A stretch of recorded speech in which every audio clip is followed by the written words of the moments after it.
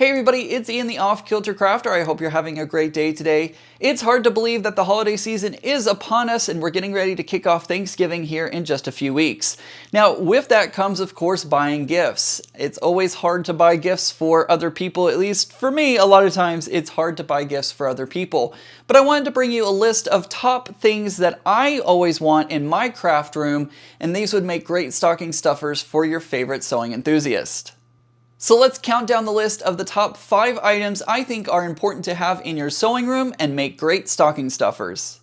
Starting off at number 5, I think these clear hobby bins are perfect for storing your sewing materials and also your projects as well. I always store my puzzle mystery quilts inside of these containers as I'm working on them, and it's perfect because the entire clue set fits inside, plus paperwork and any other extras that I want to add, like backing fabric or binding fabric. I can add that in here and everything fits very nicely. These are perfect because you can also stack them, so you can put them onto a shelf and put a label on the front, so that way you know which is which. But this is a great thing to have in your sewing room and great for organizing your projects and making sure that you don't get them mixed together.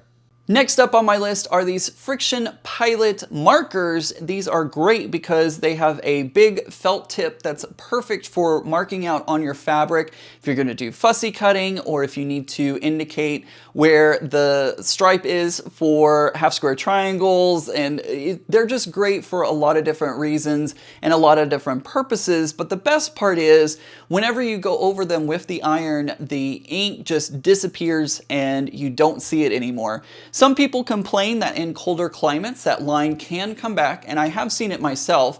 However, once you send it through the washing machine, those lines wash out and you don't see them again. So these are really great for anyone who needs to mark up their fabric or make some sort of marks or indication on their fabric for something, because these do disappear with that iron, and they have saved my bacon whenever I'm trying to make half square triangles in large amounts. Next up on my list are probably something you already have in your craft room, but honestly, I can never have enough of them, it seems like. They're the Wonder Clips from Clover. I think probably everybody already knows about these, but if you don't, they're amazing and perfect, especially whenever you're trying to put binding onto your quilt. These clips hold very tight and don't let go of your fabric and don't move, so it's really great whenever you're working on a project on the sewing machine or trying to put on that binding by hand. They're also great because I always tend to stab myself with pins, so I really am adverse to using pins and don't pin materials probably even when I should. But using these Wonder Clips are amazing and really makes a project go a lot faster, and I highly recommend everybody use them, especially if you don't like to pin. Next up on my list is something that you may not think about all too frequently whenever you're working on a sewing project, but trust me, these have saved my bacon more than once.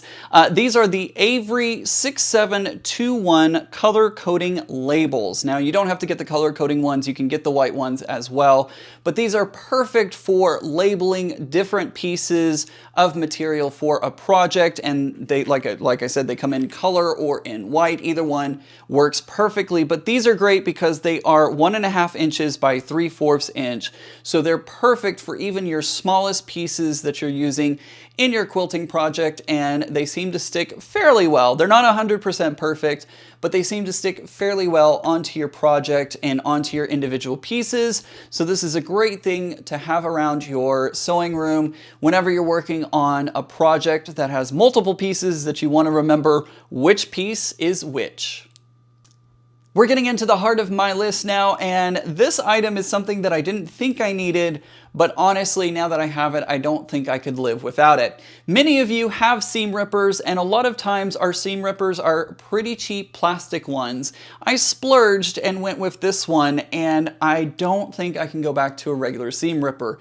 The way that this one tears through the fabric, and there's just something about it, something about the mechanics of having a larger grip on it, seems to help me a lot more easily go through my seams whenever I'm ripping them out. So I highly recommend it Plus, this one not only has the seam ripper on one end, the other end has a stiletto as well, which makes it very handy as I'm trying to put items through the sewing machine. So highly recommend having a custom tool that is not only functional, but also beautiful as well. My favorite color is blue, and so I love to have blue matching items or rainbow matching items. The Tula Pink tools are that kind of rainbow metallic, and I love having those, and this fits right into that collection pretty nicely.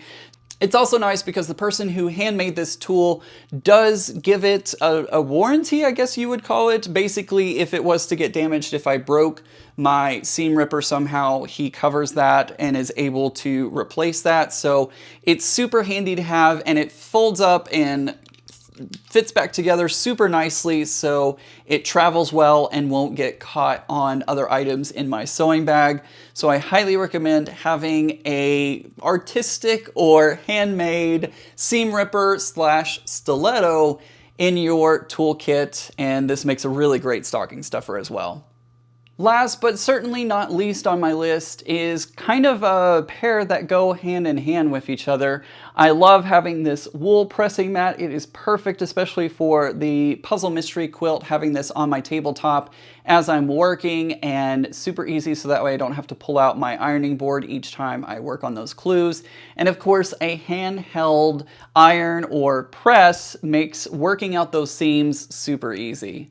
This is my favorite iron because it's so small, it glides right over my material because the ceramic plate has some kind of coating on it that makes it glide over the material like nothing, and it's super easy to grip as well.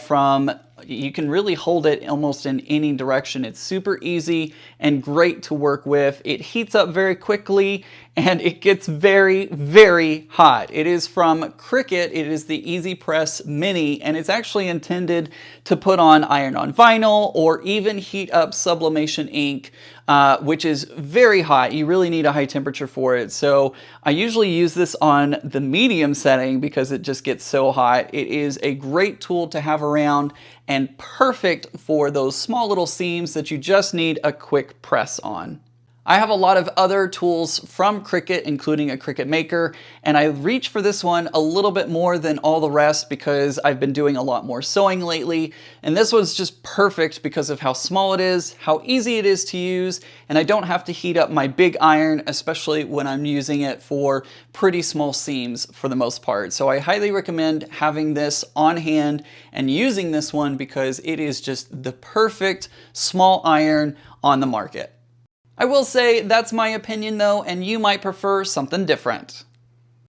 So there you go, guys. Those are my top items for stocking stuffers for this holiday season. I know that some of them aren't the most exciting things ever, but honestly, stocking stuffers are perfect for those more needed items or more useful items, I think, in my opinion. And these items are definitely super useful and amazing to have on hand, and they definitely make my sewing journey a lot easier. Let me know in the comments down below what you think would make a great stocking stuffer, and if you agree with anything on my list.